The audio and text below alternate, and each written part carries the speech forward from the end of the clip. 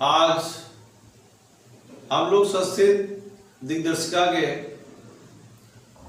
तृतीय पाठ यानी तीसरा पाठ आत्मज्ञ एवं सर्वज्ञ। आत्मज्ञानी ही सर्वज्ञ होता है। सर्वज्ञ यानी सब कुछ जानने वाला होता है। आत्मज्ञ एवं सर्वज्ञ, आत्मज्ञानी ही सर्वज्ञ होता है। इस पाठ को पढ़ेंगे। इस पाठ में याज्ञवल्क्य जी और मैत्रेयी जो उनकी सबसे प्रिय पत्नी थी, दोनों के बीच का वार्तालाप है। तो पहले हम इस पाठ का सारांश आपको बता दे रहे हैं। याज्ञवल्क्य ने मैत्रेयी से कहा कि हे मैत्रेयी, अब मैं इस आश्रम अर्थात गृहस्थ आश्रम से उठकर ऊपर पारिव्राज्य आश्रम में जाना चाहता हूं। इसलिए मैं अपनी दूसरी पत्नी कात्यायनी से तुम्हारा संपत्ति का बंटवारा करना चाहता हूं। तो मैत्रेयी ने कहा, क्या धन लेकर मैं अमर हो जाऊंगी?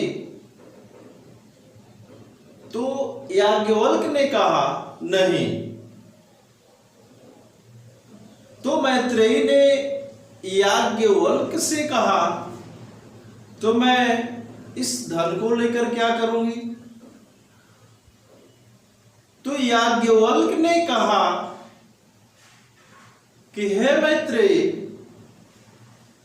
तुम्हारा भी जीवन वैसा ही होगा जैसा साधन संपन्नों का जीवन होता है।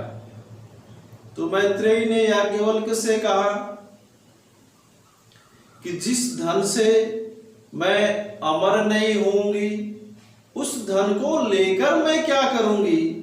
तो भगवान केवल आप ही अमरता प्राप्ति के साधन को जानते हैं, तो वह मुझसे कहें।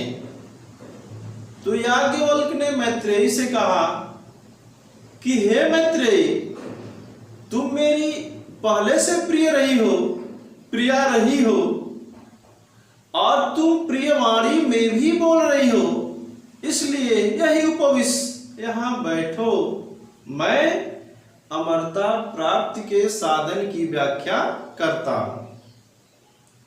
तो याज्ञवल्क्य ने मैत्रेयी से कहा, अरे वाह मैत्रेयी, कि हे मैत्रेयी, बहुत अच्छा प्रसंग है, आप ध्यान देंगे। याज्ञवल्क्य जी ने मैत्रेयी को समझाते हुए कहा, चूंकि याज्ञवल्क्य जी ही अमरता प्राप्ति के साधन को जानते थे और मैत्रेयी उस अमरता प्राप्ति के साधन को याज्ञवल्क्य जी से जानना चाहती थी, इसलिए बहुत मार्मिक प्रसंग है। याज्ञवल्क्य जी ने मैत्रेयी से कहा कि हे मैत्रेयी,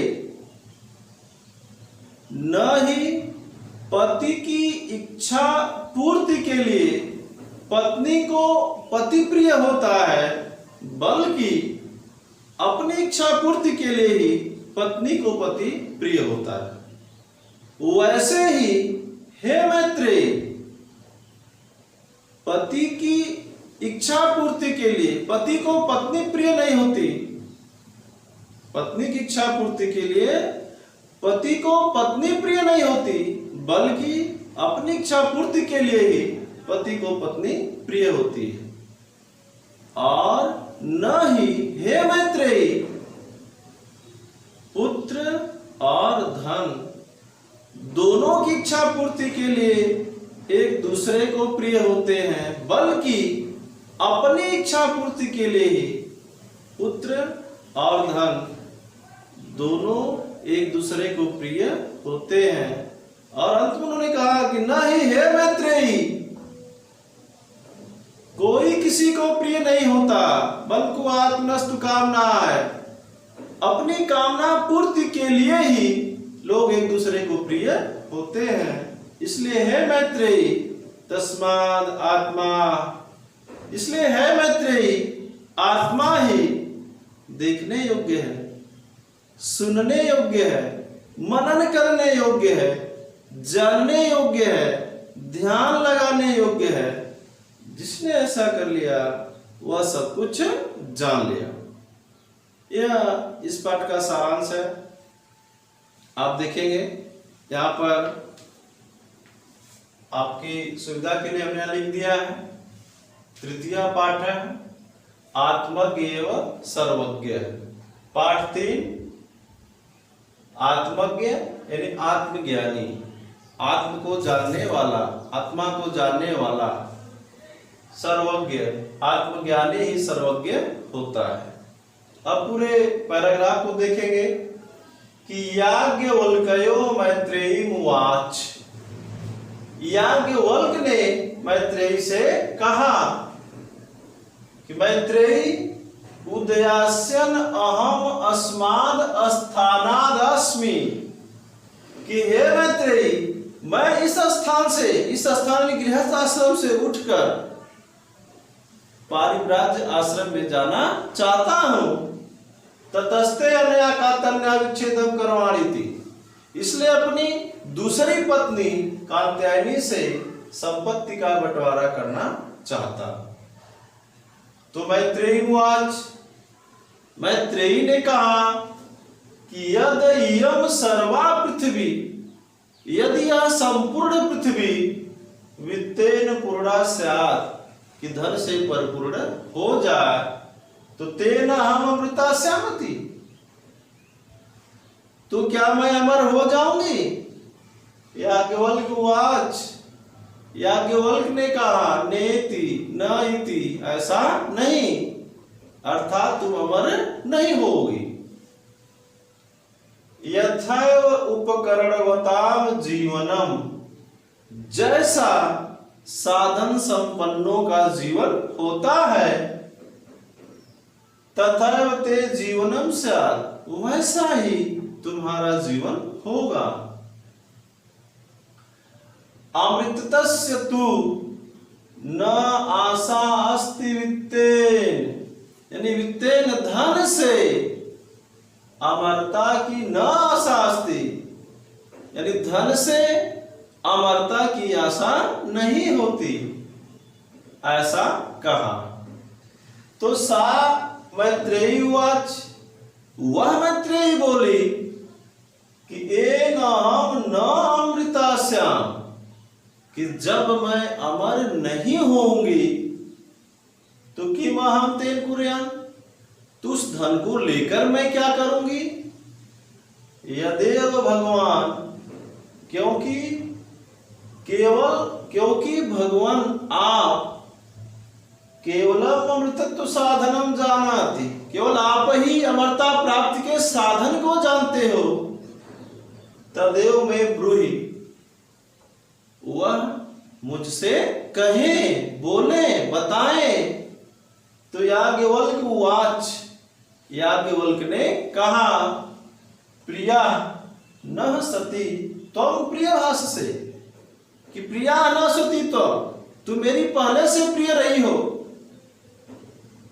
याज्ञवल्क्य जी मैत्रेयी को बहुत प्रेम करते थे, इसने कहा तुम मेरी पहले से प्रिया रही हो और प्रियभास से, और प्रिय वाणी में बोल रही हो, तो ये ही उपविश, यहां बैठो।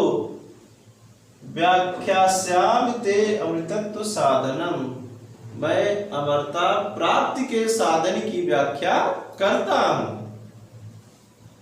एक बार पूरे पैराग्राफ का अर्थ फिर से देखिए कि याज्ञवल्क्य ने मैत्रेयी से कहा कि हे मैत्रेयी, इस स्थान से अर्थात इस गृहस्थ आश्रम से निकलकर उठकर अब मैं ऊपर पारिव्राज्य आश्रम में जाना चाहता हूं, इसलिए मैं दूसरी पत्नी कात्यायनी से तुम्हारा संपत्ति का बंटवारा चाहता हूं।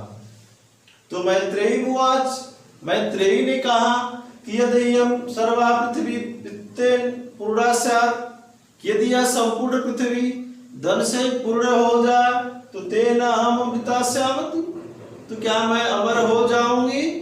याज्ञवल्क्य उवाच न इति, याज्ञवल्क्य ने कहा ऐसा नहीं। अथैव उपकरणताम जीवनम, जैसा साधन संपन्नों का जीवन होता है तथैव वैसा ही जीवनम स्यात्, वैसा ही तुम्हारा जीवन होगा। अमृतस्य तू न आशा अस्ति वित्तेनिति, वित्तेन धन से अमरता की आशा नहीं होती। सा मैत्रेयी उवाच, वह मैत्रेयी बोली, ए न हम न अमृता स्याम, कि जब मैं अमर नहीं होऊंगी तो कि महाम तेन कुर्याम, तो मैं उसे लेकर क्या करूंगी? तो तदेव भगवान केवलम अमृतत्व साधनम जानात, तो मैत्रेयी ने कहा कि भगवान केवल आप ही अमरता प्राप्ति के साधन को जानते हो। तदेव मैं ब्रूहि, इसलिए आप मुझसे कहें। तो याज्ञवल्क्य उवाच, याज्ञवल्क्य ने कहा कि प्रिया न सती त्वं प्रियभाषसे, कि हे प्रिय तुम मुझे पहले से ही प्रिय रही हो और प्रियवाणी में बोल रही हो, तो यही उपविश, यहाँ बैठो, व्याख्यास्यामि ते अमृतत्व साधनम, कि मैं अमरता प्राप्ति के साधन की व्याख्या करता हूं।